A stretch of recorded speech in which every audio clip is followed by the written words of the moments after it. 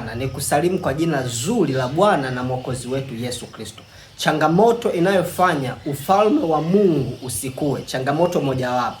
Yesu Kristo kwenye Injili ya Mathayo sura ile ya 9 mstari wa 37 anasema hivi, mavuno ni mengi lakini watendakazi ni wachache.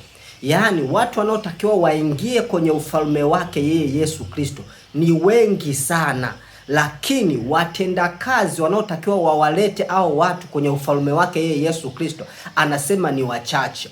Na ukifanya research pia, pamoja na uchache wa hao watendakazi wako wachache, lakini hao watendakazi wachache pia wamejawa na changamoto nyingi ambazo zinafanya ufalme huu wa Yesu Kristo usikue, ambao ndio wanakuwa tena kwazo la kuwazuia watu wasije kwenye ufalme, au wanakuwa kwazo la kuto kuwavuna watu kwenye ufalme. Moja kati ya changamoto unakuta hawa watendakazi ambao ni wachache, hawa wanapigana majungu. Mtendakazi huyu anamonea wivu mtendakazi huyu, kwa nini wewe unawavuta watu wengi kwenye ufalme wa Mungu? Kwa nini wewe unakubalika sana?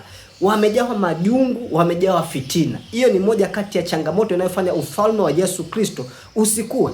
Lakini changamoto nyingine, pamoja na uchache wa hao watendakazi hao ambao wako wachache, wengi wao pia unakuta ni wavivu katika kutumika kwenye ufalme wa Yesu Kristo. Unakuta wamejaa uvivu, hawatumiki ipasavyo kwenye ufalme wa Yesu Kristo. Hiyo imekuwa pia ni changamoto ambayo inafanya watendakazi hao waliopo ndani ya Yesu Kristo ni wachache, lakini wanashindwa kabisa kwa uchache wao kuwajibika ipasavyo kuwavuta watu kwenye ufalme.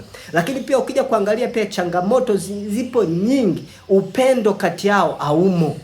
Ushuhuda wa kweli kati yao au watendakazi wachache aumu, kuonekana kwamba kuishi maisha ya kuwafanya watu wengine wanapoutazama ufalme wa Yesu Kristo wa utamani. Au watendakazi wachache hawana huo ushuhuda wa kufanya waonekane ni chumvi kweli ya ulimwengu, waonekane ni nuru kweli ya ulimwengu. So ufalme wa Yesu Kristo unazuiliwa sana na hao watendakazi ambao ni wachache, lakini pia hawana ushuhuda mzuri mbele ya ulimwengu. Nini cha kufanya? Yesu anasema muombeni, cha kwanza muombeni Bwana wa mavuno alete watendakazi. Hiko ni kitu cha kwanza.